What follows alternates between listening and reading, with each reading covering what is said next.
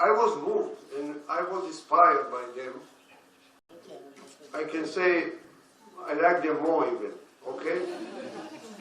Because I thought they are going to see a poor people in very bad situations, stressed and angry and despair. And I see people who are very determined that they will stay there. They want peace. The president told me 2 times, all the people, the officer, the high officer, the soldier in the bunker, we want peace. But if the reality brings us to have a war, we will do it and we will win it. And they say it in a very nice combination of modesty and determination. I asked officer, why you are in the army? He is 23 years in the army. It's very difficult. He said, I decided to do it because I want to keep my homeland safe. Then we were killed in 100 days. But please take care. We say 1 million people. It's not tomato or oranges. It's human beings. 1 million approximately were killed. There are estimations between 800,000 people to 900,000 human beings to 1 million human beings to 1,100,000 human beings. 100 days. You know, never I wanted to calculate how many were killed by a day. Where is, okay, it's 10,000 people a day, during 100 days. Everybody knows, it was in the TV, everybody knows. Then, you can calculate how many were killed in the army. And 2 weeks ago, when I spoke with the student here, somebody decided to check how many were killed in a minute. Never I did this calculation. Between 6 to 7 people were killed every minute during 100 days. Days and nights. Nobody stopped the genocide. The genocide could be prevented easily, if somebody wanted to stop it. Because we knew there were information going out from somebody in the government who told. Now we know that he told exactly what was happened later on. There were thousands, hundreds of machetes coming from China. There was one righteous person there, General Romeo Dallaire from Canada, the officer of the UN units. He asked permission to go to see. They refused to give him permission. Then the genocide began. 8 times the issue came to the Security Council to define it genocide, and then the obligation of the international community is to intervene. It's not their choice. Since the Convention of Genocide from 1948, it's considered like a crime, even it's during peacetime or during the war, and the international community must stop it, to prevent it, but at least to stop it. 8 times, then Clinton, very open president, very open, did not let the ambassador of US in the UN, but then Albright then became a foreign minister, a Jewish, to vote for the decision. And then it was not approved even once They play with their words. They say it's genocidal acts, act of genocide. Not to use the term genocide, because then they have to interfere. Clinton did not want, he was afraid, because in Somalia in 1903 there was a military check, and Israel American soldier was taken in the street, bodies, and it was trauma for the American public. So, it continued. Finally, it was not stopped by the international community. Tutsi unit, Tutu as a victim unit, came from Congo, entered the border, and they stopped the genocide, not the international community. France behaved so nasty. France collaborated with the criminal, with the government, sending weapons, but not only weapons. And France still now does not admit that they did it. Last year there was a crisis because the president of Rwanda said, you have a responsibility regarding the genocide. So there was a diplomatic crisis. France intervened in the genocide physically. I've seen camps where French soldiers were there. In places that I was in one place that they were buried there, 50,000 human beings. And the French soldier played a volley game, and some of them sent a letter, please, we can't play because when we are playing, our feet touch skeletons of human beings. We could not stand it. Then, last time, at least, I have very great hopes regarding Obama. I thought maybe he's a new leader. And he promises several times, I have two records. If you want an American president that will recognize the Armenian genocide, I am the president. If you want a president that will stop the massacre in Sudan, he did not use the term genocide, I am. Neither this nor this. He did not recognize your genocide. He did not stop the massacre in Rwanda, in Darfur. You know, there is genocide there since 2003. There is a genocide there. It continues and continues and continues till today. Even today. I am sure that now there are some killing there. And he said, he promises. Why he did not do it? Why? I don't want to say that the West society wants genocide.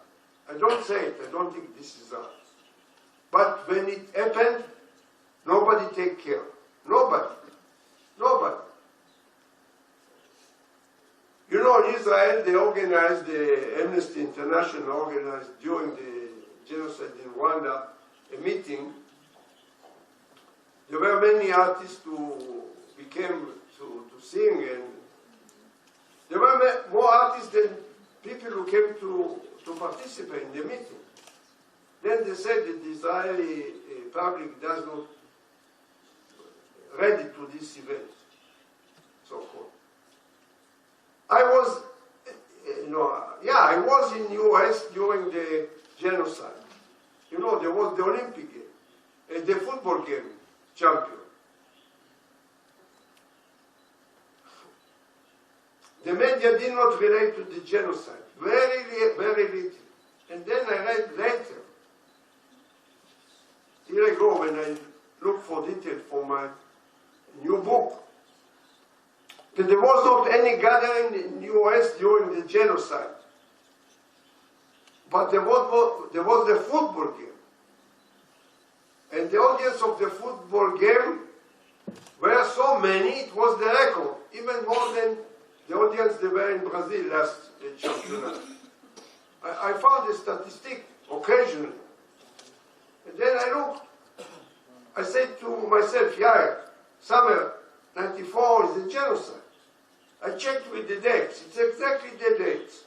There was football game. There were 90,000 audience. And nobody cared about the genocide. Nobody cared about the genocide. Human beings like us want to do their shopping, want to go to the mall, maybe buy shoes $5 less, and that's it. And they know, it's written now. It's not, we did not know. Also, you know, we have all the evidence that during the Armenian genocide, the world knew about it. It is not right that they did not know. They did not know in details. But they knew that something unusual is going there. And nobody wanted to interfere. Now, I want to say something general about genocide. Then maybe I will come more closer to your genocide another time. Also, I want to leave time for questions and comments. Genocide is not a war between two armies. When there are war between two armies, it's a war. And in war, unfortunately, there are casualties. People are killing, and they kill each other during a war. As cruel it is, and it's very cruel, this is a war between countries, between states, between two armies of states. Sometimes somebody is stronger than the other. One of the army is winning. But you know, honestly, in a war nobody is winning. We are all losing. We are all losing. We are losing our arm deeply. But so-called somebody win. This is not normal, but this is normal in international relationship. But genocide is killing civilians, is killing human beings not participating in the war. You know, we have many, many definitions of genocide. Many definitions, because sometimes scholars, we are in the academy, I can be a little bit cynic. Scholars want to be remembered as they have a definition of genocide. So this is a definition of Professor X and Dr. Y and Professor Z. All the definitions are a default. They are missing something. I myself used the definition of the UN Convention from 48. You know, the day after it was the Declaration of Human Rights in December 9 and 10, 48. Like it was New Horizon for Humanity, so-called. And genocide, by the definition of UN, is the intention to kill wholly or partly ethnical, religious, national, or racial group as it is. It means if somebody defines me as a target because I am a Jew, or I am Armenian, or I am Gypsies, they want to kill the Gypsies, at all or partly. They define who is the enemy. We have the Nazi definition of a Jew. The Turks decided who is Armenian. And then they want to kill this group. They want to kill me because I'm a Jew, not because I'm Yair or nice or ugly. It doesn't matter. They want to kill me because I'm a Jew, because you are Armenian, because it's Tutsi. Now, what is intent? We can prove intent. If somebody wants to steal something, and he did not steal, you can prove it. In the great majority, even in the private legal laws, you can prove it. You know how many criminals really, because legally we didn't succeed to prove their crimes. They are very good advocates, very rich usually, and he played the game. And they are acquitted. Now, people can think about genocide. The false relation between the perpetrator and the future victim is very clear. Superiority, absolute superiority. I think that now he is really so weak, I can kill him. So, let's do it. Usually, not always, during wartime. During wartime, it's good time for to vote. You have to kill. We have not enough information. There is war. You can say they will kill during the war, not in genocide. Your genocide happened during the First World War, our the Second World War. One that was during the war. Not always, but great majority. Then, one group can be so superior about the other. Let's take your genocide.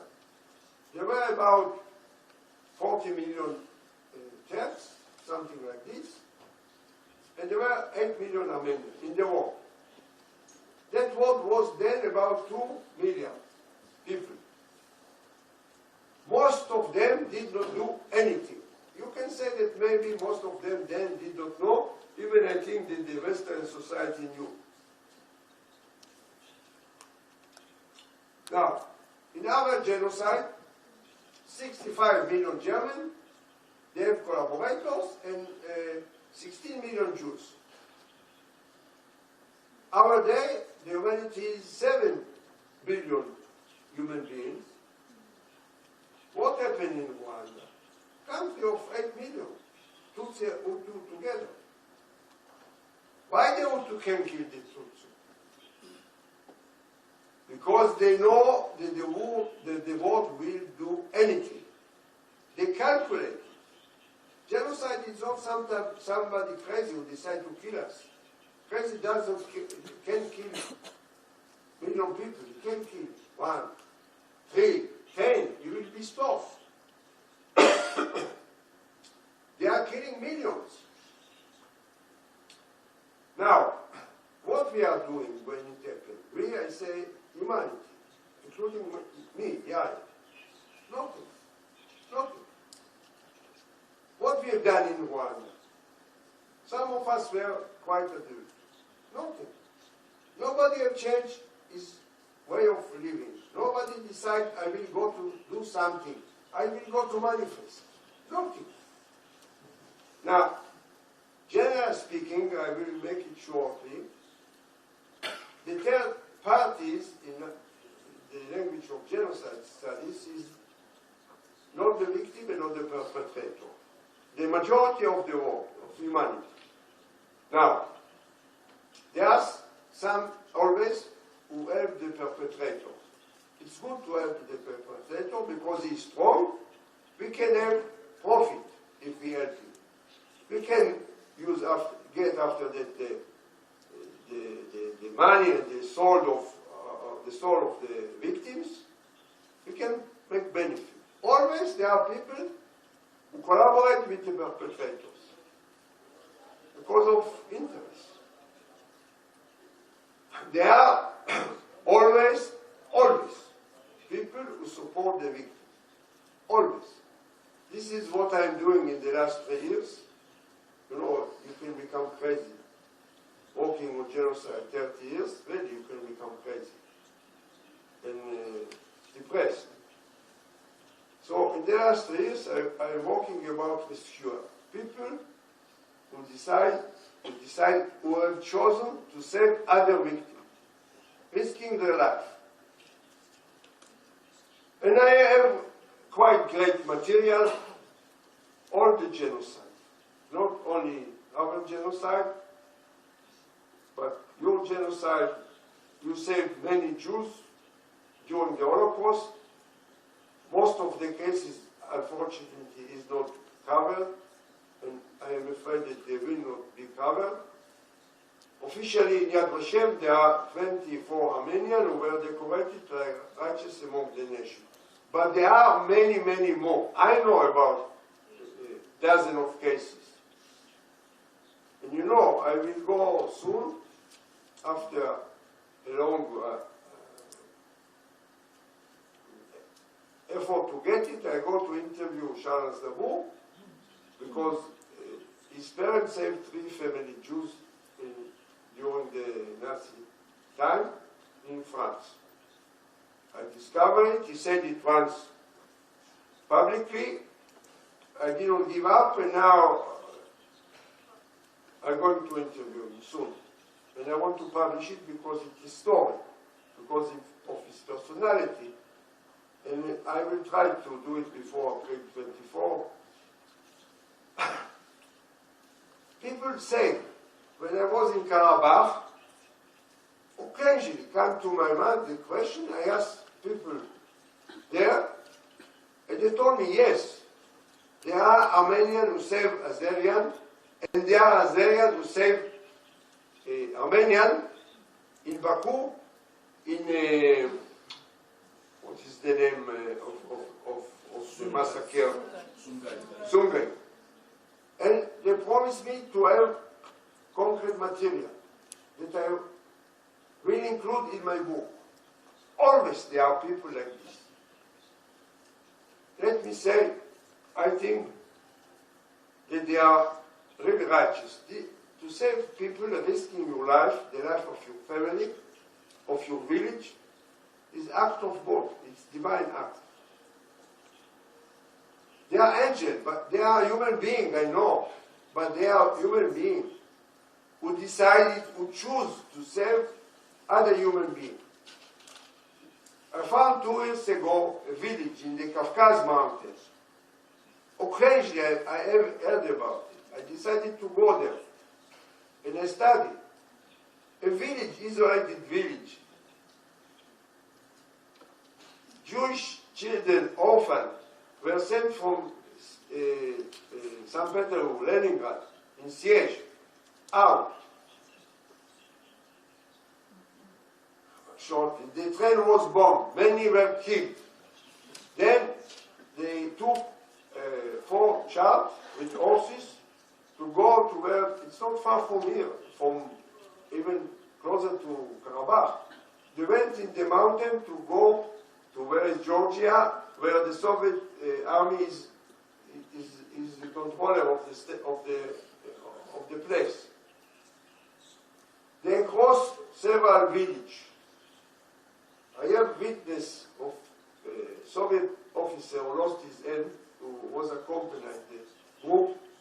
He asked them, take them, children between 3 to 12.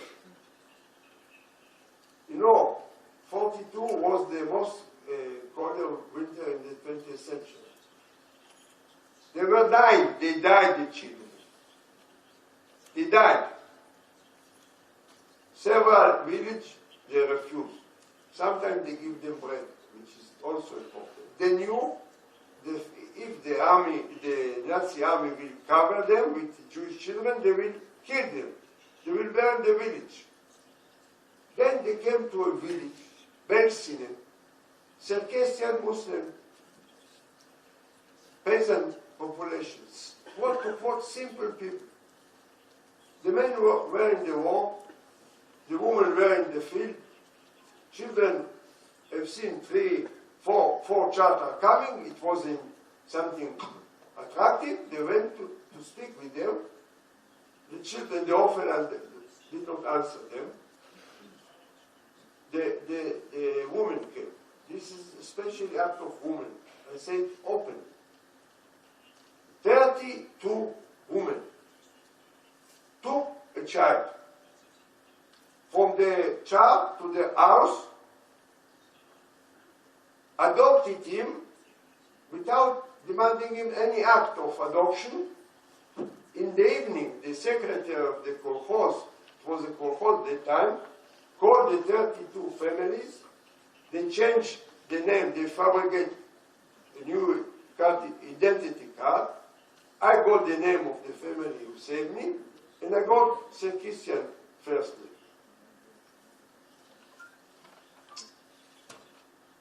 The day after, I don't want to go in detail because I can speak hours about it, because it's really. The day after, the army Nazi came to the village. They went house by house. presence of a woman and say, you put a gun like this, you say, if I will find a child here in your house, you will be shot and we will burn the village, the entire village. The Nazi army burned the village 175 days a night. Nobody told. If one would told it, they will burn the village. You know what does it mean? Are great humanism in their act? It's unusual. It's really unusual, but it exists. I don't say it to anybody, never to my student, nor to my children. You have to be rescuer, you have to be righteous. No. No, I have not the right to say anything to anybody. I can ask Yair what you will do, and I don't know what I will do. And if I say that I will do X, I can do Z. They are the promises of our moral behavior have to be examined in practice. I think we have to educate about this human being. I say they are symbols for humanism, for humanity. But I repeat, I don't tell anybody to be a rescuer. It's his own choice. They have chosen to be rescuer. Sometimes he came without any time, but it is in the end of the day clear choice of human being. That he knows that he can be killed, his family can be killed, and in this case, all the village. 1,800 villagers in this village. Now I want to come to the perpetrators. We have here a broad example we published in the Open University. I'm proud to be the redactor of this series of books, 12 books about genocide. Case studies and theoretical books. Here is the book about your genocide. I wrote this book. This is in Hebrew, this is in English. And we have about Rwanda, about the Holocaust, about the Indian. And we have one book about the psychological component of genocide. One of my colleagues, my dear friend, Israel Chani, maybe some of you know the name, is a scholar of genocide and psychotherapist, wrote a wonderful book. The title, and you shall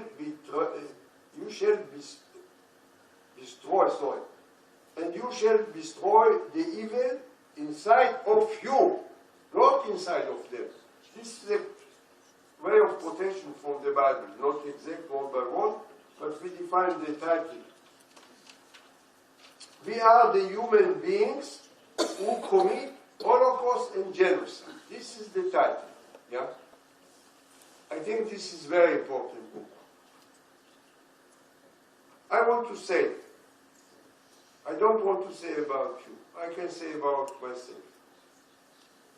More I study genocide, less I understand. Maybe I have more knowledge, but less understanding, because what I can't understand is how a human being like me, exactly like me, can become a genocider. We can become genociders in certain circumstances, certain political, economical, social circumstances. We, normal, I don't know what does it mean, normal human being, but we, normal human being, we can become genociders. The leader of the concentration extermination camp, the Nazis, they were not, we can say, mental, they were not sick mentally people. They were normal people. When they finished to kill at 8 o'clock or 9 o'clock, they went to the house, because they have a quarter where they live, by the camp, by the gas chamber, by the crematorium. And they have their wife and children and sometimes dogs, and they were listening because they are educated to Mozart and Schubert and Bach, and the other morning they went to kill, not themselves. They took care that their hands will be clean, but they killed. And the question is, how I don't want to speak about you because of politics, the politeness. I can say you also, but I say about me. I can become a genocidaire. I, in certain circumstances, can become genocidaire. And I have to accept it. It's imminent to my life as a human being, and I have to deal with it. Maybe if I will deal with it, there will be less genocide. You know, Israel is a very close friend of me. Once he told me about somebody else, somebody scholar, great scholar, that I have a lot of respect for. He can be genocide. I told him, Israel, stop please. No, I want you guys to understand because you can't accept it, and I will not give up. It's their point. Yeah? I will not give up till I will see that you internalize the fact that he, I say it scientifically, in the act of genocide, he will be commander of people to kill. I say, Mr. don't speak like this. He said, I will speak because I want you, Yair, to understand and to admit it. It's very difficult to admit it, but I know that he is right. He is right. And the question is, what we are doing in this situation. I can say honestly, I'm very pessimistic on the future. Because I think we will have genocide in the future. I wanted to say that maybe not in Europe, but listen, in the early 90s there was genocide in Europe, in ex-Yugoslavia. And nobody take care. For 4 years there was a genocide. 4 years, Milosevic and the Serbian committed genocide. Till they decided to stop it finally, in 95, 96. It is now. We can call it genocide or massacre or murder. What is happening in Congo now? What is happening in Syria? It's the 5th year, I think, in Syria. There are more than 350 victims and millions of refugees. What we are doing? Nothing. In December 1913, it was said that Obama is thinking about military operation. You know, nowadays military operation is not to send soldiers to the border. No day. With sophisticated weapons, electronic. I look after the survey in US during these 2 weeks. The absolute majority, between 85 to 95 of the Armenian, the American, refused to military act. They refused. Why? It's not their son who will go. Maybe they are going to lose some money because it's very expensive. No, don't do it, Mr. President. We want to go to the mall to buy, let's say, not shoes, this time another thing. This is the reality. And the world becomes more and more egoistic and individualistic. It's not occasionally that these people in the village say, I don't believe that now, even the very individual act, that there can be a collective rescue act in the city. Not only because physical conditions, because we have another mentality. The more traditional, we can say sometimes wrongly, the more primitive, they are the real righteous. And I think, I will stop in this, I will say something about my country. I think that the only way to limit the future is by education. But we don't do genocide education. It does not exist. It does not exist anywhere, almost anywhere, almost anywhere. You know, 2 weeks ago I asked my students, I don't see many of them here. Tomorrow I will tell them that they are bad students, not good. I asked them, what do you know about the Armenian genocide? And I asked them, define it from 1 to 4. 4 is, I know quite well. 1, I know very little. I asked them about the Armenian genocide. They were divided between 3 to 4. They think that they know. Maybe they don't know so much, but okay, as self-esteem. They say, we know. Then I asked them about the Holocaust. Our genocide is considered like the best known in the world. Probably rightly so. But the level of the knowledge is very limited. What does it mean to know about the Holocaust? They say between 2 to 3. Okay? Quite knowledgeable. About Rwanda, 1 to 2. And some of them told me, yeah, it's because you spoke several times about Rwanda, so we know anything.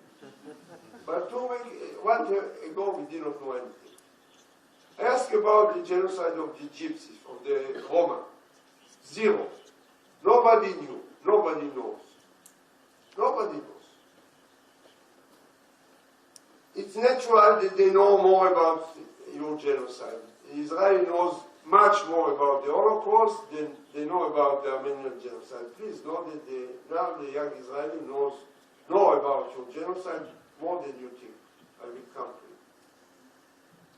it. The fact that you are with your genocide, and I see how it's in your everyday life, especially this year, I know, but I know Armenian society since quite many years. It's deeper than in our society, our genocide. It's deeper. It's deeper because your genocide is not recognized. You have the trauma of genocide and you have the trauma of not being recognized. And it's terrible trauma, I will come.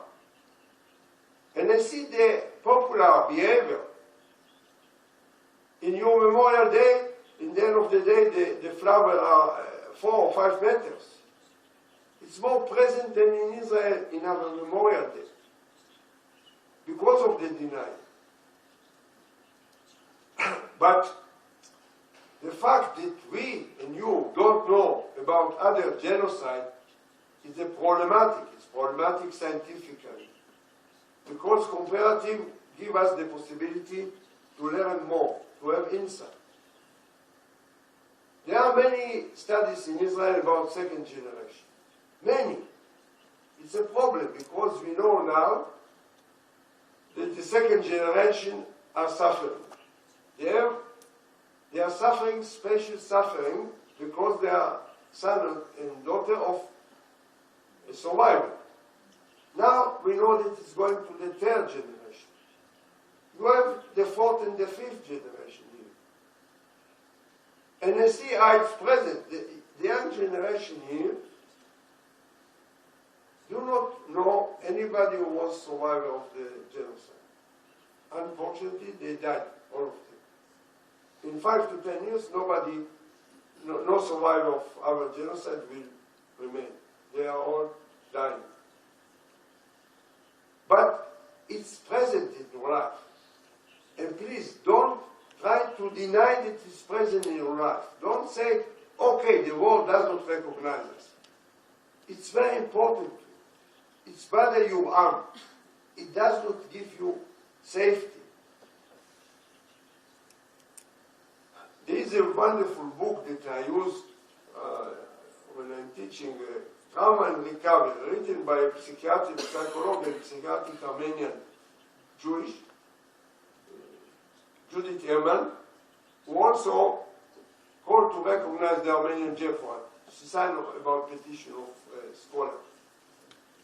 She analyzed the trauma of human beings who suffer from trauma.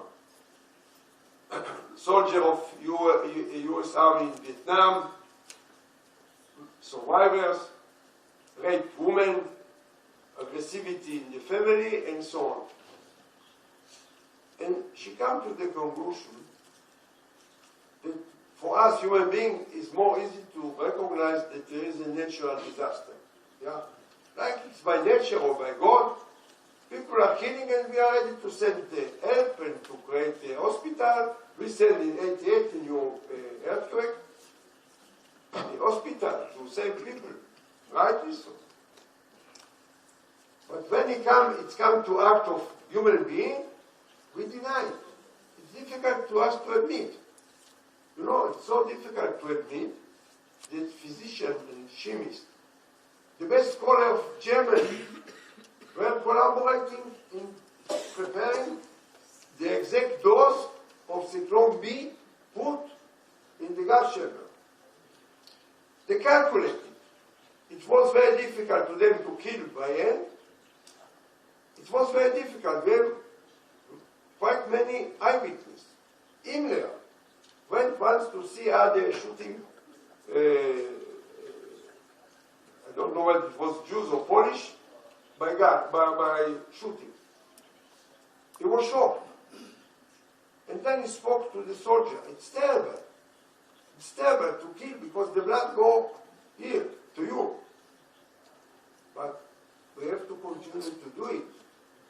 We have to do it because you save humanity and you save Germany. And then they look for more effective way of killing, the gas chamber. First, the gas chamber was mobile by cars, but it was not effective. Then the fixed gas chamber, the victims were told that they are going to take shower. They were naked. But instead, water, it came from up. It was a German officer who put the cyclone B. We know that there are calculations how much gram we have to put. Let's say 10 gram, I don't know the exact. 10 gram will kill the people in 2 seconds. It was very effective and quick death. But maybe 9, it will be enough. So let's try with 9 gram. And if it will be effective, so we will put only 9 gram and we will save some money, some marks. We have the protocol of this calculation. This were great scholars. And there are companies that continue to work in Germany till now, that collaborate with the system, with the Nazi murder. And then, you know, they were clean. When they took the 100 or 200 body from the gas chamber to the crematorium, not German, they took Jewish victims, Sonderkommando, to take the bodies. And they took the bodies, put them in the crematorium. After 2 weeks, they killed them, the Sonderkommando, because they knew exactly what is going on, or approximately. I think we have all in all only 2 Sonderkommando who were alive after the war. Now, this is terrible, but we have to face it. And I say, I believe that only education can limit the scope, because from here, the young people, they will come, I think so, I'm almost sure, the elite of Armenia. You will be artists, writers, deputies, minister, maybe the president of Armenia. And I hope that security minister, okay, whatever you want. And then I hope that when you be in charge, when there will be another genocide somewhere in the world, you will be sensitive to it. Because I know that education is very important, is obligatory, But finally, it's not the educator who decides, it's the politician. And we have to be careful about it. We have to be careful about it. Now I want to say, and then I want to leave time to questions. I want to say something about my country. Oh, my country betray you openly. My country has to be the first to recognize your genocide, and we don't recognize the Armenian genocide. Unfortunately, against all of our expectations, Israel will not recognize the Armenian genocide this year. It's so sad. This is the reality. Our government will not recognize. I am sure about it. I am very sorry about it. But this is the situation. What we can do is to struggle in the civil society, in education, to change the situation. I can assure you that the great majority of the Israelis who know now about your genocide are with you. Are with you. 25 years ago, they did not know, as the majority of the world, so they have not any idea. Now they know much more because of our education. Sorry, our education is only in my university. None of the other universities teaching genocide, only Holocaust. Because of the media, because of public debate, so they know much more. I don't want to say that they know very deeply. And they are with you. The absolute majority are with you. So I know that you have bad care, bad order against Israel, rightly so. When we deny your genocide, I can stand it because I think we have to be with you, point. But when the Jewish people deny the genocide, we betray the legacy of our genocide, and we betray the memory of our victims. And nobody has the right to betray the memory of victims of genocide here, or in the Jewish, or the Armenian, or the Rwandan genocide. It's a sin to betray the memory of victims. And we are doing it. We try to change, and I say to you, the attitude of the civil society is with you. Now I want to say something about Karabakh, and especially about Auron. Because, you know, our president was in the UN. He has nice speech. He identified deeply, honestly with you. I will come, don't be afraid. Not to me, you have to tell. And then, I can tell you honestly, the president invited me. He knows my opinion very clearly. He invited me to his office. 1 week before he went to UN, he gave me the text. He read it with me, the text, 20 minutes, word by word. I think it was very good text. He finished, he asked me, I told him, first of all, Mr. President, I really, a lot of thankful that you invited me to speak with you about this issue. He told me, you know, this issue sometimes don't let me sleep. He told me it not to the TV, and I believe him.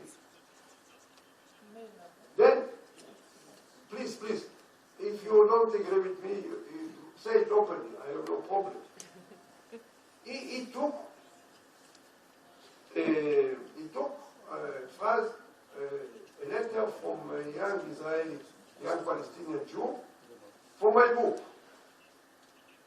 I found this part of his diary, and wonderful quotation. And he personally, the president, identified with the genocide. My father and my mother have seen the refugee coming to Jerusalem. And they all knew what does it mean and what are the consequences. And then I told him, Mr. President, really, I moved by your identification, but you did not use the term genocide. You used massacre or murder. But, President, you know what is the difference between genocide and massacre? Please use the term genocide. I said him once, and second time I've seen it become a little bit, he was very friendly, very friendly. I am a private man now. It's not me alone, it's Israel. And there are other people. Then he went. And I was here when he gave the speech. There was an Armenian gathering in the museum for April 24, and they said to me, yeah, come. Even you are not Armenian, come to the meeting.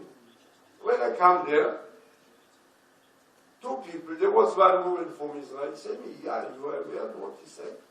I said, what is it? About Khujal. I said, what about Khujal? Believe me, I knew a little bit, almost nothing. She said what he said, I told her, I can't believe it. Then, I have the record of his speech, he spoke in Hebrew. And I listened to him. He spoke about Khujalu in the framework of genocide. Yeah? He did not say Khujalu genocide, he said, we, the House, the UN, say that we will fight against genocide, we are at all not effective. We did not succeed to prevent the genocide in Bosnia, and we did not say succeed. Nothing regarding the killing of Azerian in Khujal. He said it in the context of genocide. I was shocked. Really, I was shocked. I can assure you, I have the text here. He gave me the text. In the text, it was not. It was put in the last minute by the pressure of our foreign minister. Let me say, the corrupted and the nasty Lieberman. Corrupted man. He is corrupted, he will go to jail, sooner or later. And I think, this I can prove, he has interest in Azerbaijan. But why, Mr. President, you have to accept this pressure? I know what was the meaning for you. In Azerbaijan, they were happy. Here, people told me, he put a knife in my bottom or in my bed. I understand. And then, just before I came here, I got some mails that our foreign minister, this dirty guy, is going to participate as a foreign minister in a memorial event for the genocide of Khujal. Just I got it, I have the text, I became crazy. I became crazy. I got some from Azerbaijan newspaper. They are very happy. He's going to participate in a ceremony in Israel. I thought he's going to Baku. In Israel, with the Azerian Jewish people, to commemorate the genocide of Khujalu 23 years ago, the 23 years for the genocide in Khujalu. What I am shameful. So, really, I am shameful to be a citizen of Israel when my foreign minister go to commemorate what you call the genocide of Khujalu. But I want to say to you something friendly. I don't think it was for sure it was not a genocide. In Khujalu, in Khujalu, it was not a genocide. Genocide is another thing. It was massacre. Now, I know that you disputed who committed it. I read in the last 2 weeks a lot about it. I interviewed one soldier, his artist, I interviewed him. He was there. He told me we did not do it. We opened a corridor for them to go to Azerbaijan. I think that you are right, but this is disputed, and I will not say that they committed self-massacre. I have not enough information, so I thought I can be the judge. But of course Israel can be the judge. Why he put his North, we said, in this squad? What do you know about Bukhari, the president or the foreign minister? Really, it's a so ugly act. But please, even I've seen that somebody in Azerbaijan say even now, the Bukhari Holocaust, like Holocaust is more than genocide. Yeah? And nobody complained. Now, I say you, like really, your close friend, I can say like your brother, don't play their game. You are also speaking about genocide in Baku, and genocide in the Sungai. Please, don't play their game. It's not genocide. Genocide, you suffer from genocide. We suffer from genocide. Rwanda is a genocide. These are massacres. These are not genocide. Don't play their game, because we make genocide banalized. And we have to keep this word for what it is. And friendly, I propose you, don't play their game, because it's a game. You committed, they committed, we committed. No. This massacre, I said to you, I will finish. For me, one victim is too much. One victim is too much. Point.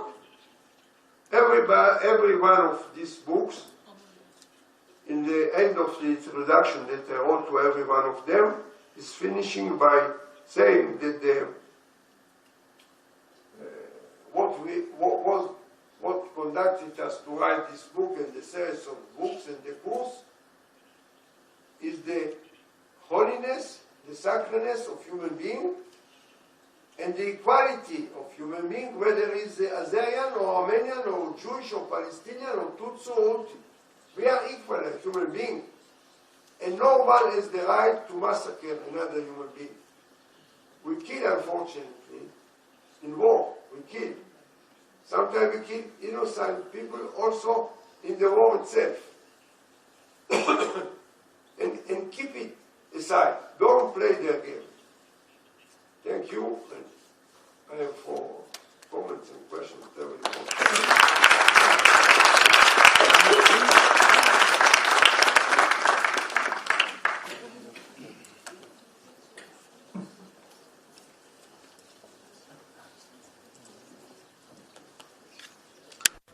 Thank you, Yair, for the very informative and moving talk. Does anyone have any questions? If you have questions, there are microphones on the side. Please go and stand and ask your questions from the microphones, if you would, please. Just go to the microphone on either side, and you can ask your questions.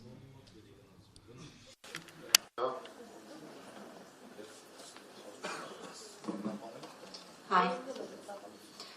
Dr. Auron, thank you so much for a very informative and insightful talk. I have a little comment and a question. I just wanted to add that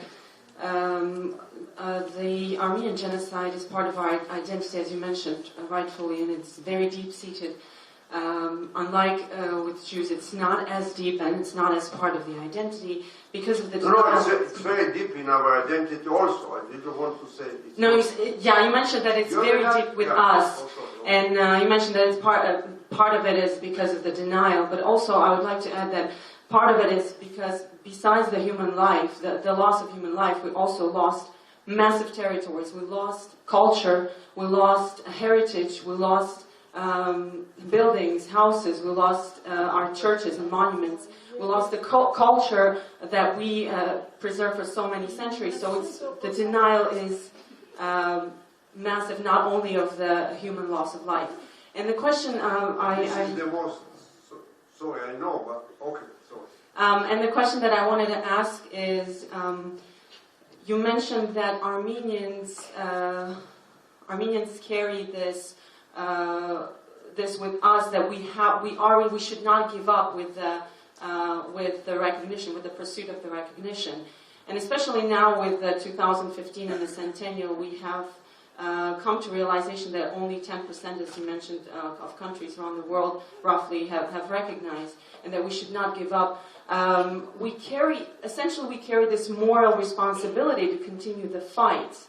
And what do we do to mobilize more people, more nations, more countries to join our fight? Because now it's a plight of humanity. It's not just the plight of Armenians to have the Armenian genocide recognized. And what platforms do we choose to fight this pursuit? Thank you. You want me to answer one by one? Or? As you wish. Okay, thank you for your comments. I agree with you, but let me say, in my opinion, the losing of human life is the most terrible. I don't want to minimize the fact that you lost culture, you lost churches, and so on, and you lost land, but in my opinion, this is the killing of so many human innocent people, this is the most terrible. I have not something new to tell you. I think that what we can do is education, and we don't do it. And we have to change the civil societies, because the civil society, most of them don't know about your genocide. Most of them. So strange as it looks, go to us, 10 people in Paris, which Paris maybe they know a little bit. I go next week to Oslo. What they know about your genocide? Nothing. Go ask the Americans, they are ignorant at all. Nothing they know. American students like students here, they don't know anything about the world. They don't know what is Europe. Sorry, not so much, but they can think that Israel is in Europe because our Holocaust was in Europe, and you are in Asia. And they don't know. It's like this. Civil society can be changed more easily than the political classes. But I want to say to you modestly, even in the political arena in Israel, we have a change. Every year in the last 7 years, the issue of your genocide is raised in the parliament by deputies who want Israel to recognize. In the last 3 years, it was the government take measure to put it down. But in 2012, 13 and 14, we have majority in the parliament. So the issue comes to the committee. It's in the most of the parliament like this, and then the committee raises it another time in the podium. In 2012, we succeed to bring it to the educational committee because the government wants to take it to the security committee, which is closed, yeah? And we have an open debate, many people come, and the absolute majority spoke for recognition. Then the head of the committee from the government said because of unprecedented circumstance, we have to stop the debate. And we'll continue another time. They didn't continue another time. And then after that, they also put it back to the security. But in the last 2 years, nobody of the people who were present in the meeting of the Knesset was against you. All of them were for you. I think it's the same what happened in France. You know, in France it took 10 years till France recognized officially your genocide. It was the Senate, then it was the Parliament, but after the French law, it has to be in the same year, both of them. And it happened in 2000, and then the president signed the law. France recognized the Armenian genocide. Point. I think that Israeli member of parliament don't want to be remembered as somebody was against you, except Lieberman and his staff, okay? they will vote openly against you. But we have 22 the last year against 0. So this is a little bit change. We have to continue. I said Israel will not recognize, but maybe in a certain circumstance we can have majority in the parliament. This is very important.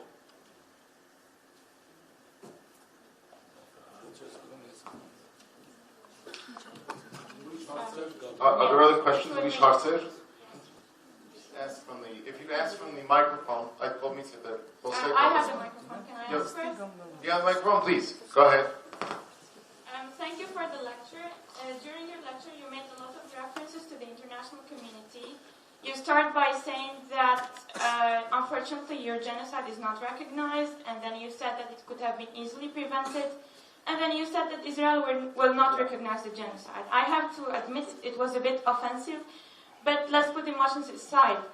What was offensive? I was offensive? No, not you, but the statement that your genocide is not recognized by the world. But I have to say, as a 23-year-old woman who belongs to the 4th generation, I just don't want the international community to associate itself with the genocide anymore, because if we take the last 100 years the past 100 years as an experimental phase in our history, if there's one thing I learned, it's that we cannot rely on the international community. And today, I just feel very humiliated, and I just don't want to be victimized again. I just want to make the Armenian genocide something like a private property and struggle alone. I don't want the international community to get involved. What do you think? Thank you. I am touched by what you are saying, and thank you for your sincerity, but I want to tell you, please, don't try not to get in this situation, because you are frustrated, and I understand your frustration, but to be in the state of frustration, it does not give us anything mentally, emotionally. I think that what I try to describe is the real situation. Yeah, Israel will not recognize. Believe me, it makes me crazy. But I propose you, don't give up the international community. You are part of it. You know, when I was in Karabakh, it's even double time like this. Nobody recognized Karabakh. Nobody. Even you will not recognize, because otherwise you can have a connection in trying to give a political solution. It's a veto of Azerbaijan. It's terrible. It's terrible. Really terrible. But try and overcome your feeling. I understand deeply your feeling, and not to decide this is my own business. It's not good, you know. I organized last year a conference in Israel, the first time in Israel. I'm proud of it, that we Israelis pay attention to other suffering. We are dealing only with our Holocaust, unfortunately. It's very bad. And there was a woman from Rwanda, wonderful woman, great humanist, great woman. She lost all his family during the genocide. 3 children and his husband, in a terrible, terrible massacre, killing. We become very close friends, really. I'm so happy to be her friend. I went 2 months ago, I stood 10 days in her house, and she participated in the conference, and then in the last meeting she told to the Israelis, listen, I was many times in Israel. I know about your genocide since I was young. She's 60 now. I read books, I read Primo Levi. I identified with you so closely. Even people in my school say that you are Jewish. because some of them were anti-Semitic, because they are Catholics and like we killed Jesus Christ. And then she said, then we have our genocide. I'm crying every day for my 3 children and my husband, and for the 1 million, and for your 6 million. And I came here, and I see how you are divided, Israeli society. Holocaust and genocide. Most of you want to be there. Holocaust is not genocide. It's so-called more than genocide. There are other, she said, Yair, you say that comparative genocide. Our Holocaust is a genocide. And if you are listening carefully, I say many times the Jewish genocide. People in Israel don't like to listen to it. They like that I will use the term Holocaust. I don't care about it. But then she said, please, you were isolated in your history before the emancipation. You were isolated by force. Now you have independent state. Please, don't be isolated again by choice. Be with us. We are brothers. We are suffering from the same thing. It's not good to you to be isolated. It's not good to us that you are isolated. It's not good to humanity that you will be isolated. And she was so right. And try not to decide by frustration. You are part of humanity. And there's a lot of, how would I say, a lot of evil in humanity. A lot of evil. This is, unfortunately, what we can do is, what I can do, try to minimize a little bit the evil in my society. We can change the society. When I was your age, I believe we can the society, we can change the society. It's too rooted. And I say, the criminal sentiment or wish or genes are in our blood. Unfortunately, we are born for the good and for the evil, and we can choose what we want to do. When I speak with young people, I told them, listen, please, you was born, you are 23, you was born here, you have your mother, your father, you have not chosen. Yeah? You was born like this. And I the same. But we have very little part in our life that we can choose. We can choose. You know, in my opinion, I don't know whether you know him, Primo Levi is a great author. In my opinion, the greatest, who described the genocide, our genocide. He, in 1988, after more than 40 years, commits suicide. But Primo Levi went the deepest as somebody can go to the reality of concentration camp. And he says that I will not forget it, and I try the students to not forget it. In the entrance to the gas chamber, both the victim and the perpetrator have a little possibility to choose.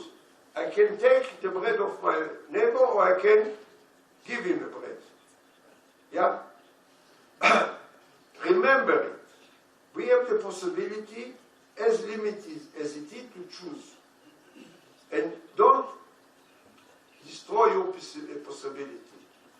Keep and struggle to be part of humanity. I repeat, I was shocked there. Nobody recognized Nagorno-Karabakh. Nobody. Why? Why? Even it's not because interest. I can't understand. Nobody recognized. I can tell you, the absolute majority don't know anything about Karabakh. Don't know.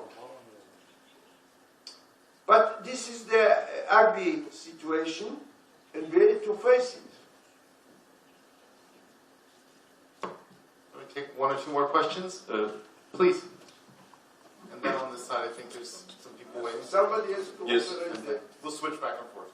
Okay. Tom, Yeah. somebody has to operate another song. Another song. Where is the woman who... Everything is prepared. I don't want to push. Go ahead, sorry. Okay, so much. Oh, there's the other one here, maybe. Jean Sirapian from Paris, France. I am the president of the Institut Chopinian. I have 3 very short questions, dear Yair. But before, you insisted on the education for the recognition of the genocide. Can I give an example? Speaking of Condoleezza Rice, when she was questioned in the Senate of US, she said, when I was a scholar, I recognized the Armenian genocide, but now I am a politician, so it's not the same. What can I say? My 3 short questions will finish by the word why. You said, and you have reason, Israel will not recognize the Armenian genocide, so I would like to know the real reason for that. Second question, how come Israel is a state? Maybe we can understand the geopolitical reasons for that. But in US, speaking only for the 3 major Jewish lobby, IPAC, AGC, and ADL, they are fighting the recognition of the Armenian genocide since many years. Why?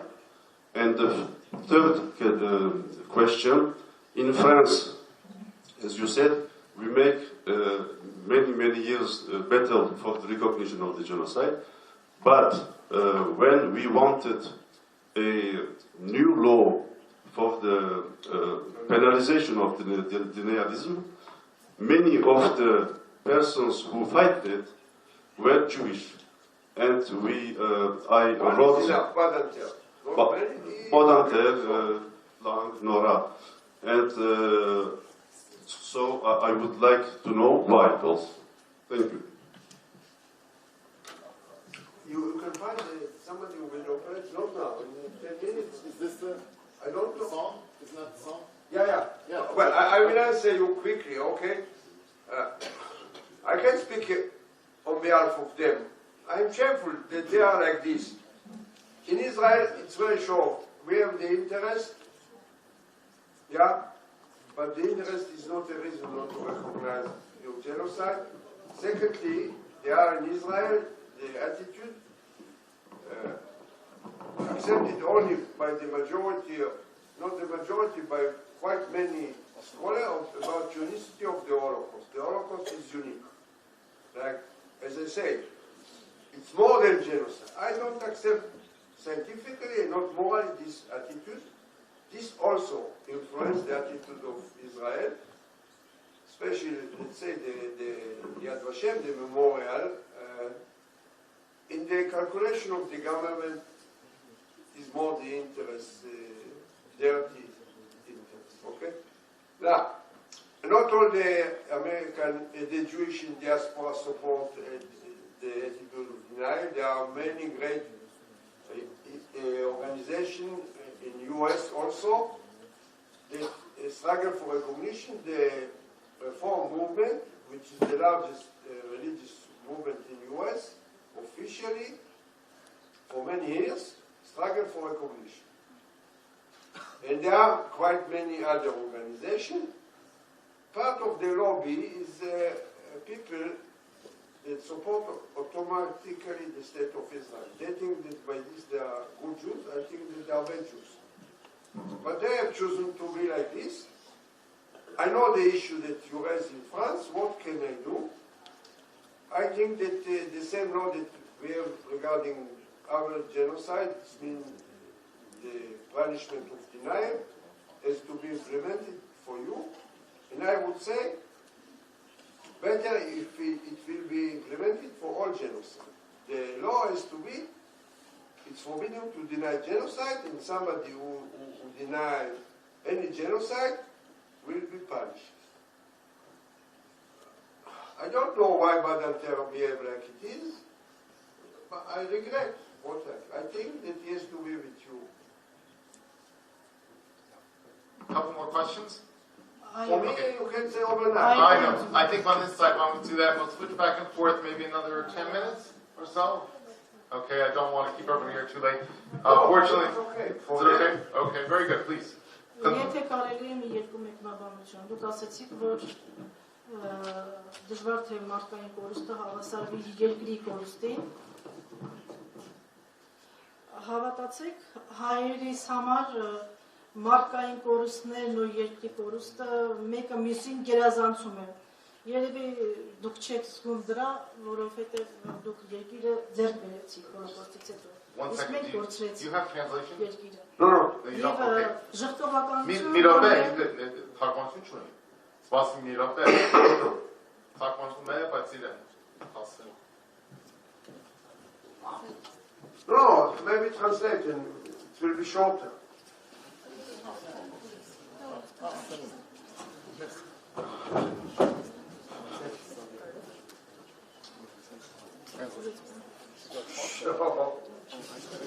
Okay.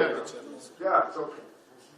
Հավանաբար կրկնեմ, It's good, thanks. I think Yeah, please.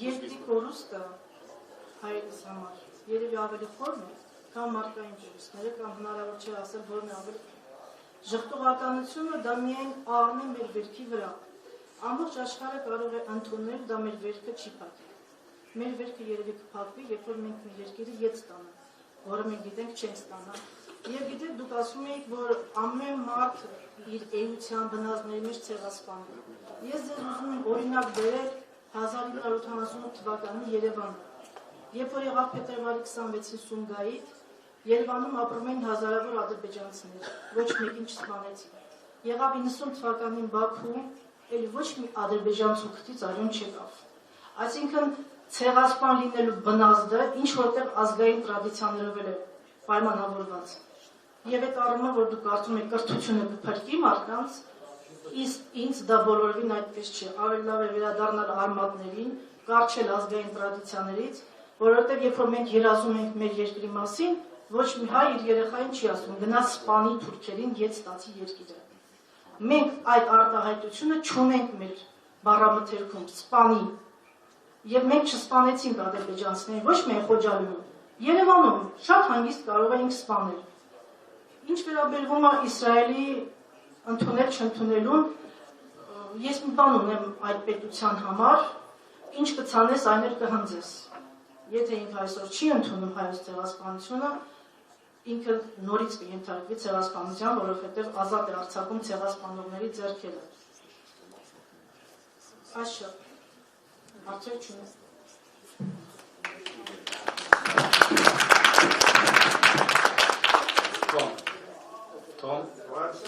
Go, please go ahead. Ես եւս հարց չունեմ, բայց մի խնդրանք ունեմ բարոն Յայիրից։ Ես ձեզ ճանաչում եմ 20 տարի է, Փարիզից եմ, Ֆրանսա։ Սորբոնի համալսարանի երբ որ ավարտում էի 31 հոգի էինք, 26-ը հրյա էր։ Միակ հայն էի, մեկ լեհ, մեկ չեխ, մեկ հունգարացի, մեկ ֆրանսացի։ Ուրեմն հրյաներին այդքան լավ եմ ճանաչում, ինչքան երևի թե դուք։ Որտեղ ամբողջ շրջանակն էր հրյաները։ Ինքս եղել եմ Խոջալիում, այդ որ դուք քիչեցիք, եղել եմ թարգմանիչ այդ բոլոր մարդկանց դուժազների, որոնցից 680 հոգի մեսխետ թուրք։ 2.5 ամիս իմ հետ են ապրել անընդմեջ Ստեփանագերտ քաղաքում։ Թարգմանիչն եմ Խոջալուի մասին ֆիլմերի, ամբողջը, բոլոր վավերագրական, եւ մինչեւ այսօր չեմ լսել մեկ հոգի, որ այդ ֆիլմերը, որ մենք ամբողջությամբ աշխարհին նկարագրեցինք, մի հատ հագապաստար կարող էին բերել, որ այդտեղ եղել է քեթ մեկ մարդու ճարտ։ Ես ձեր հետ համաձայն եմ, որ մի մարդու սպանությունը դա սպանություն է, ճարտ։ Բայց առ այսօր չեմ տեսել, աշխարհի մասշտաբով եմ ասում։ Մեկ մարդու պաստար, որ կարողանա ասել, որ Խոջալիում հայերը ինչ որ չարտեր են գազམ-երվել։ Ես չեմ խոսում ցեղասպանության մասին, խոսում եմ կոնկրետ չարտերի մասին։ Չի գա նման բան։ Եթե ես դա իբրև մեկ մարդ կարողանում է, մի ամբողջ պետություն Իսրայելը չի կարողանում, բնականաբար կարողանում է։ Նրանք շատ ավելի դեղեկացված են, քան ցանկացած մարդ աշխարհում, քանի որ, ինչպես դուք եք ասում, ինչպես ես փաստեցի, որ 31 շրջանավար Սորբոնից, որից 26-ը հրյա, դա ցույց է տալիս հրյաների գրթության ցենզի մասին։ Դուք որ ասում եք գրթություն, ես ում ճանաչում եմ աշխարհում ցակումով հրյա, գրթված է։ Ես ոչ գրթված հրյա չեմ ճանաչել, բարոն Yair։ Հարցը հենց այդտեղ է։ Ինչպես կարելի է այսքան գրթվածը լավ աշխարհով մեկ մասշտաբով եւ այսքան դարձես թե գրթված չլինելու ուրեմն հանգամանքով հանդես գալ, այդտեղ է խնդրեմը։ Դուք որ քիչ առաջ ասեցիք Փարիզում երևի մարդիկ չգիտեն, Օսլոյում, այդտեղ այս մասին, ցեղասպանության հարցրեք։ Իսկ ես կոնկրետ հարց ունեմ, ոչ թե ձեզ, այլ աշխարհին, բա ում ցերկն է այդ ամբողջ մաս-մեդիան։ Բայց մաս-մեդիաները, եթե բոլորը, ամիան Մուրդոկի անունը Ֆրանսիայի համար ասեմ, մոտավորապես 85%-ն է մաս-մեդիայի ցերկը։ Եթե այդ ամբողջը հասարակությանը չի հասցնում, բա ասա ում է խանգարում, որ Մուրդոկի, այո, Ռոբերտ Մուրդոկի մասին է խոսքը։ Please, you wanted to say controlled by the Jews, the mass media? Ոչ թե ես եմ ուզում ասել, դա այդպեսին է, ես Ֆրանսիայի մասին եմ խոսում ձեզի։ You said that 80% of the mass media...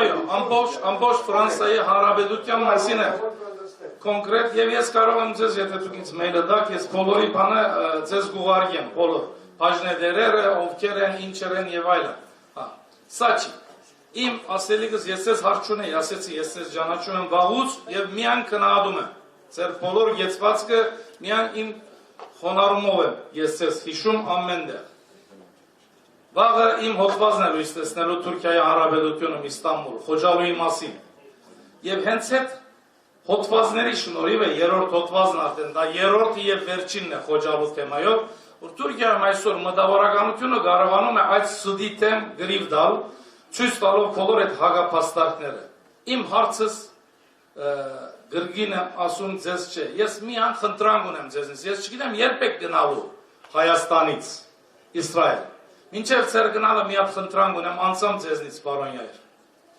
Ես ապրում եմ Երևանի կենտրոնում արդեն 25 տարի։ Ամեն օր իմ երեխաների հետ անցնում եմ Հոլոկոստի զոհերի հուշարձանի առջևից։ Յուրաքանչյուր օր, որը դա իմ դունից ընդամենը 15 մետր է։ Ուրեմն իմ ընկերներից մեկը, որ եբրայերենին դիրաբեդում է, ինչպես դուք, ինձ ասել է, որ այդ հուշարձանի հայերեն տեքստը եւ եբրայերեն տեքստը իրար հետ ընդհանրապես կապ չունեն։ Հայերեն տեքստի վրա հուշարձանին գրված է հայ եւ հրյա ժողովուրդների զոհերի հիշատակին։ Եվ մենք ամեն տարի բարդ ենք զգում զաղեբսակներով լինել այդտեղ, սրանից ընդամենը 10 օր առաջ էր, որ այդտեղ գտնվեցինք, իսկ եբրայերենով չի գա հայ բառը։ Այսինքն հայ ժողովրդի զոհերի հիշատակին եբրայերենով ընդհանրապես արտահայտություն չի գա։ Այստեղ չի գա Իսրայել պետություն, չի գա Իսրայելի ծեր ասած այդ շանլագոտ արտաքին գործերի նախարար, սա Երևան է, մեր ոստանը այսպես ասած մայրաքաղաք հայոց եւ ինչ որ հրյական կոմիտետի այստեղ նման հուշարձանի ուրեմն լինելու համար աշխատանք է կատարել, որը միայն ողջունելի է։ Պետք է լինի եւ անպայման։ Եթե դուք կարողանաք այդ հուշարձանի հեղինակների հետ կապ ունենալ, խնդրում եմ իրենց ասեք, որ եբրայերենում եւս ավելացնեն հայ բառը։ Այսքան, ուրիշ ոչ մի բան։ Շնորհակալություն։ Do you want to respond or comment? Or should we just go to the next question? Okay, good enough. If there one more question, I think, on this side. Is there a question? Is this working? Yeah.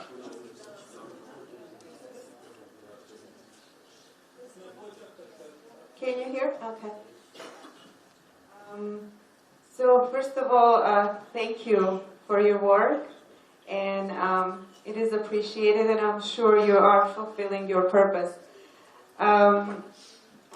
What I want to say is years ago, when I was studying in Canada, I had Turkish classmates, and it's interesting how genetically engraved it is in you. Even though they were good human beings, I could tell they're good people, but I just couldn't stand them, you know, and I was thinking this is not fair because they're good people, but we have a genetic memory, and it is passed on through generations, so there's something to deal with within ourselves. What I came to know now is any kind of human atrocity, the genocide or anything like that, it's just a greater scale of what we can do individually as human beings. You talked about it, and you said there's another author that talked about it. It's a human ego that can produce such hatred and jealousy, hatred, all those dark emotions that can escalate and become a genocide. And it's not that ego is bad, but overblown ego, I guess. And we all know that there are crimes happening within families. There's hatred within even within one nation. So now for me is, yes, there's some countries, some civilizations that are more civilized than others in general. That is true. They have better morals, but for me, it's not about nationality anymore. It's if we want to stop crime or genocide or anything that we don't like, first we need to look inside ourselves and better ourselves every day. If you better yourself, then your world will be better. I truly believe in that. That the only way to move forward and stop any crime is to look inside ourselves and see what we can do as us, human beings, because we cannot control another, but we can control ourselves. So, yes, I'm really hopeful about the future. I do think that Armenian genocide will be recognized, but it's not even about that. It's more, we need to heal as a nation. Now it's time for healing. Yeah. Thank you for Thank your comment. Thank you for your comment. Would you like to say anything about that? Are there any other questions? 1, 2 more questions, quick. Questions, please. Questions, not comments. Thank you. I have to answer them, yeah? We'll put them all together. Okay. So nice. Okay. It should be on.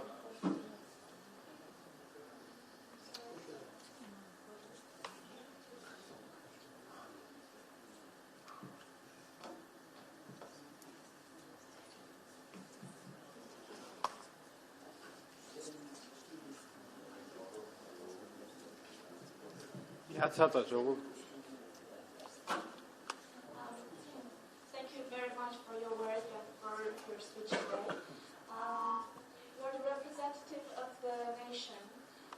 The Holocaust, or the genocide of which I guess is the only one among so many genocides that has not only been recognized by the international community, by Germany. Germany has paid a lot of reparations. You have received land and a homeland, and it continues to do so till now. And there has been a huge program of denazification of Germany. The same education that you're talking about, they have done it, and a whole generation has changed due to that. So my question is, what do you think were the factors, the real factors, that made all this possible in case of Israel and Jews, and how can, if we can, compare those factors in the case of Armenian genocide that we have now? So just, we know a lot about history, but I want to hear your perspective of how and why it was actually possible. Thank you. It was possible to have the Holocaust recognized and have to make reparations of that magnitude. Do you want to answer that one, or do you want to have the last question and then answer all of them together? Okay, yeah. Okay, this will be the final question. Thank you. First of all, thank you for your support. And my question, What is your opinion concerning the critics and claims that Israel is committing war crimes and massacres against Palestinians? And is the Israelo-Palestinian conflict a war between two armies? Don't you think Palestinians are also suffering? Shouldn't that too be prevented? Thank you. Okay, listen, thank you for your question and also for your honesty. Some of the questions and the comments were difficult to me, but I have to face it. I am happy that you are speaking honestly with me. Really, it's not that. But I want to say something very clear. I am not representative of the state of Israel, not of the Jewish people. I am Yair Auron, I am private name, scholar. I hope that I have human values. I struggle for my human values. Sometimes, not sometimes, many times against my society, even against my country. I can not to that you like me more. I really appreciate your respect, and I can say also your love toward me. I feel it, and it's very touching me. But I have not represented anybody. I struggle for my values. Because of this, I have two processes against my state. Two processes about selling weapons to Rwanda during the genocide, and about selling weapons to Milosevic during the genocide in Bosnia. It's not easy to have a process against my country. It's against state, yeah, with all the operational. But I do it because I think that it is my duty, like human being, to do it. And I will do it. And I can say to you, I will struggle for your genocide till the end of my life. I will struggle against genocide in the world. I do modestly what I can do. I repeat, I can change the world. I can try to make better the society around me. Now, I want to say something. Some of the people who spoke now, I say it openly, maybe I wrong to say it so openly, spoke with some hatred and generalization about the Jewish people. We are bad and good, as everybody else. The Jewish people is not the chosen people. When people say it in Israel, I struggle against it, and also all over the world. I don't accept the notion of chosen people. It exists not only in us, but it exists in us very deeply, and it's very bad notion. We are not chosen. We have special moralities because we were victims, like you. And we have a special obligation toward you because both we are victims of genocide. And we have to be friends, brothers, in the most significant and deep notion of being brothers.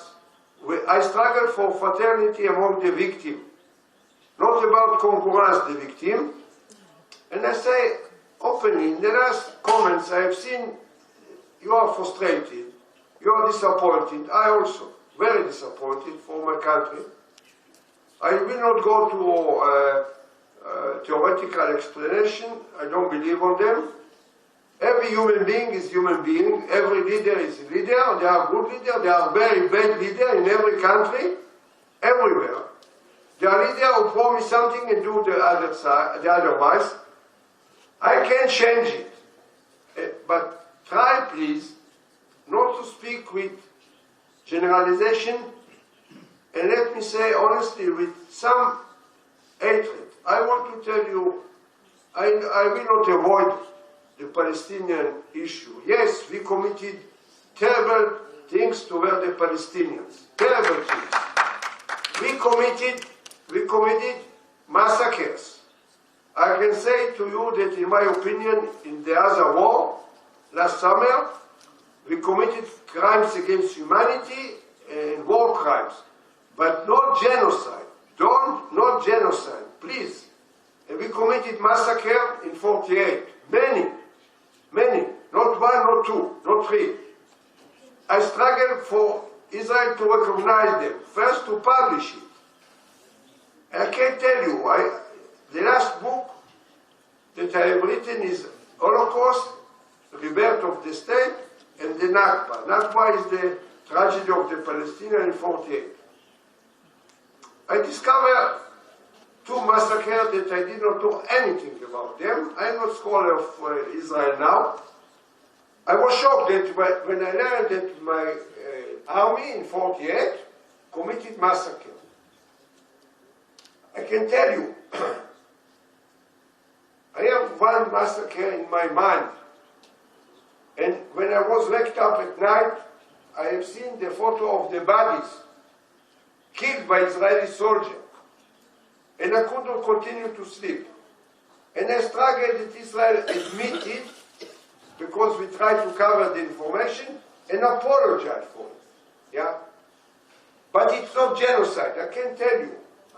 The book is translated into Arabic. This is what I could imagine. I don't care if it's in English or in French or in German. In Arabic, I want to go to speak with 3 Arab people who speak my language, Hebrew or English, to speak with them, to dialogue with them.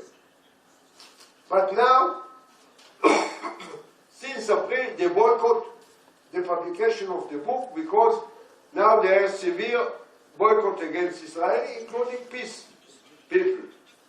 Okay, I can judge them, but in my opinion it's a mistake, because I want the book will be a way to dialogue with them.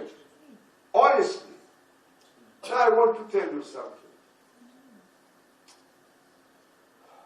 We have every Friday, it will take 5 minutes, okay? We have every Friday manifestation against the war, yeah? That Israel built between what we call Israel and Palestine. We took their lands, part of their lands. This is a village where there is demonstration every Friday. I went several times to there, and my son every week for some years. One Friday, just by him, young Palestinian was killed.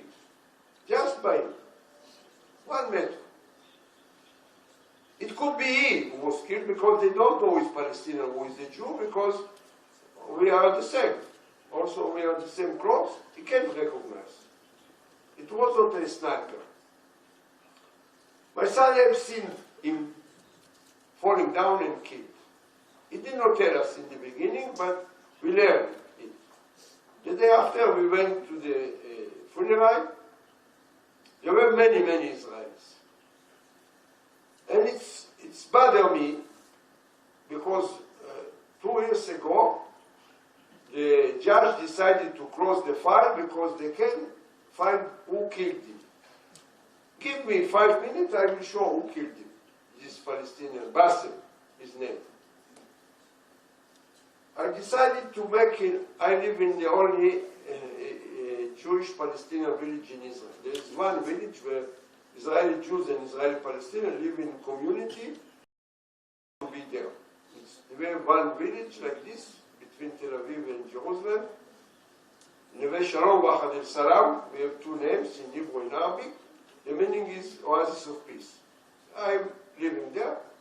I couldn't stand. I decided to make a little memorial seat for this Bassem in my garden. And I did it. Then I went to the village. They have changed a little bit the wall because they struggled, and the Supreme Court decided to give them a little. So I went there. I met somebody. I spoke with him. He told me, "Come to take coffee with me." It was evening, but I said, "Okay." He went to prepare the coffee, and I see somebody want to open the door. He tried to open the door, then he opened the door, a young man in a chair, paralyzed from here, all his body. I said to him, "My name is Yair, I am Israeli, and do you speak a little bit English or Hebrew?" He said a little bit. Later I understood that he understand more. Then I speak with him and his father. It was the first meeting. Now I meet them many times. I ask his father, please. And this Baja, this is the name of the Palestinian man, said to me in the same first meeting, I am ready to go to speak with the. His son was killed, was shot by a sniper. Yeah, it was a manifestation in Ramallah in the big square, and there was Israeli sniper in the ropes, and they shot him, and he got it here. They used a ball that is forbidden, and he was wounded. His father said to me, Yair, I am going to speak with the sniper to say to him, if he is ready to struggle for peace with me, I will apologize. I told him, really, you are a noble human being. You are ready to forgive him. He wounded so severely your son. And I learned that another son got it here. He's physically okay, but mentally not in rest. Yeah? I told him, I have the power to say that you are going to speak with him. He said, I asked him openly, in the first meeting, do you hate us? Do you hate us? He said, I don't hate you. I hate your leaders and my leaders. I hate them. But I don't hate you, even you soldiers, because I know that hatred will kill me. I want to survive. I have children, other children. I want to survive. I know with hatred I will destroy it from inside. And when I feel it, I say to myself, Baja, take care. You are right to say it's begin from us. We have to ask questions of ourselves. Please, I ask you, you have the right to have the most criticized attitude toward Israel attitude. I criticize, believe me, more than him, openly.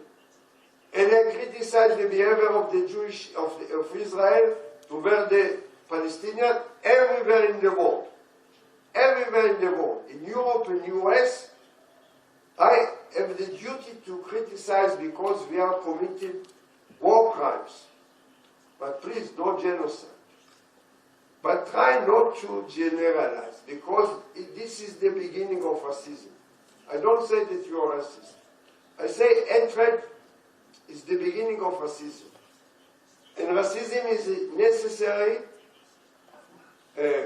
element in genocide. Genocide can be without racism. Because we are human beings, all of us. All of us. You know, in all the religions, it's written, not murder. In all the religions, in Judaism, in Islam, in Christianism, of course in the Eastern religion. Don't kill, don't murder. And we are killing. We are killing. But we are killing, and we have to try to stop it from inside. From inside. And please, try not to let the hatred and the frustration control you. Because it is bad to you, it's bad to us, it's bad for humanity. As the woman from Rwanda said to us. Thank you.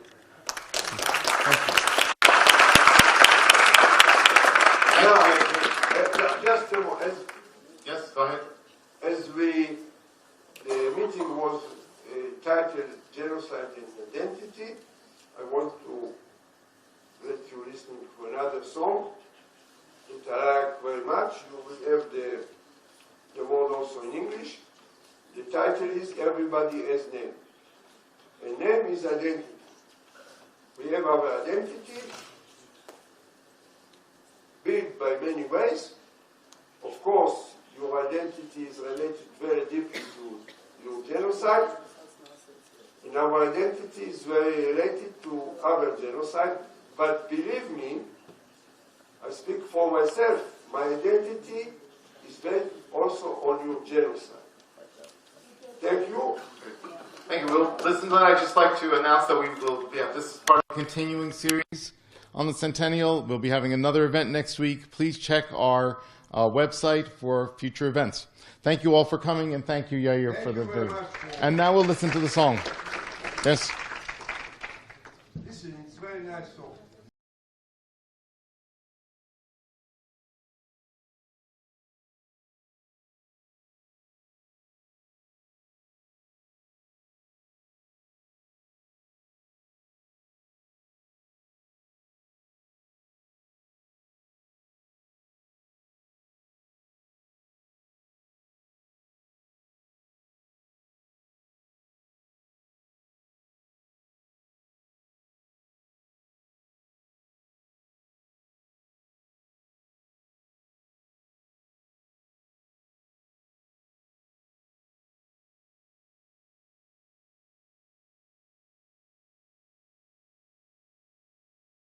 Nշանակվում